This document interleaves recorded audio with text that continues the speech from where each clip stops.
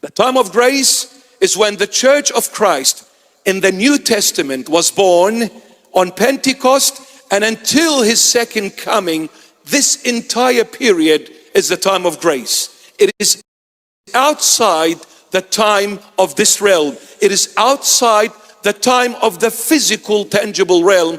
The Lord came to bring us into the spiritual realm and make us spiritual being while still on earth, i.e., in the simplest form of English terminology, grow up.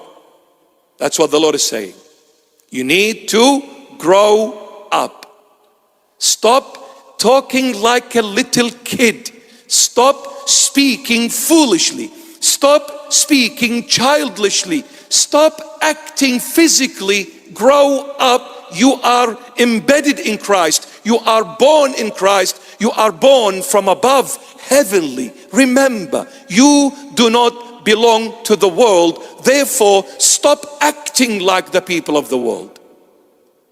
Stop acting.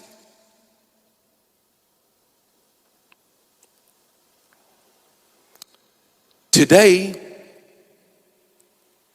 again, our beloved saints, church fathers of the Church of the East,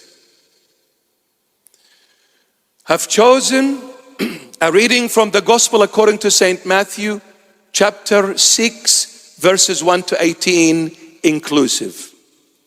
Matthew 6, 1 to 18. In a nutshell, three things the Lord is teaching all of us today. Number one, charity. Number two, prayer. Number three, fasting. Three things.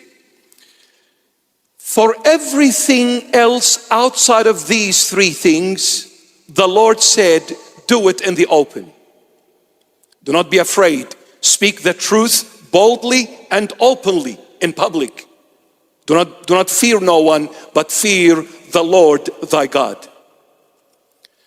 But when it came to charitable deeds, to prayer and fasting, the Lord said, do it in secret. These three things.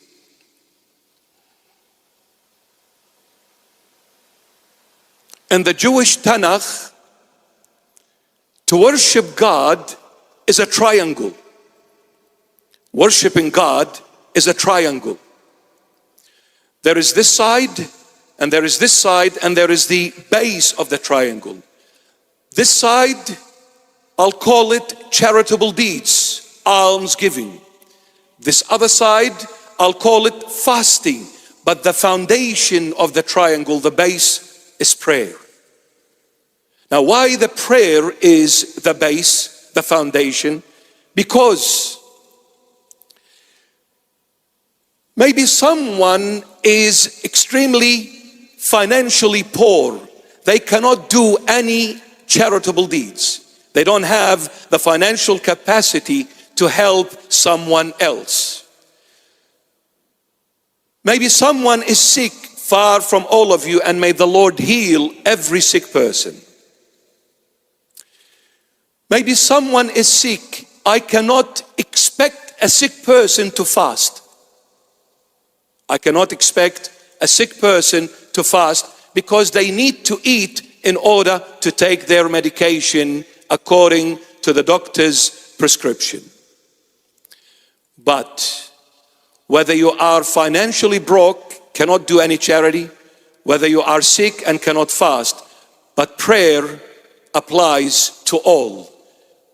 When you're sick, you can still pray, and when you are broken, you can still pray and ask the Lord to help those who are in need.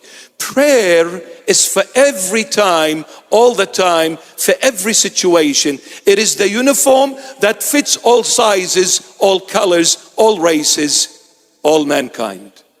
And this is why the prayer is the foundation to these three sides of this triangle. But the Lord said, when you come to do a charitable deed, do it in secret. When you come to fast, do it in secret. when you come to pray, do it in secret. Because if you are going to do it in front of others, in public, where others see you, where others know that you are fasting, where others know that you have helped somebody in Africa, somewhere in the Middle East, somewhere in wherever, whichever country it is. When people know that you are doing these things, and when people know that you are praying, and they come and say, well done for whatever you've done, you're a saint. Look the way you pray. You are so kind. Look how much you're helping people. You are so faithful. Look how much you're fasting. You've been paid by people. God cannot pay you anymore. So all the hard work, in other words, is being washed away. You've worked hard, and when the time came to be rewarded, the Lord said, you've revealed it before mankind. What reward are you expecting of me anymore?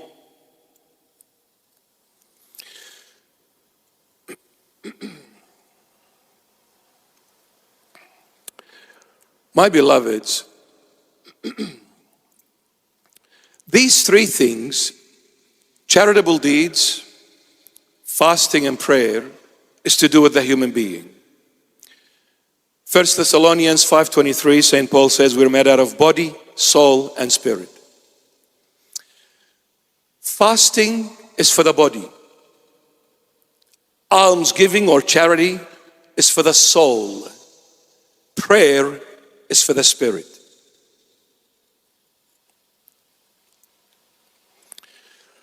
When it came to fasting, the Lord said, wash your face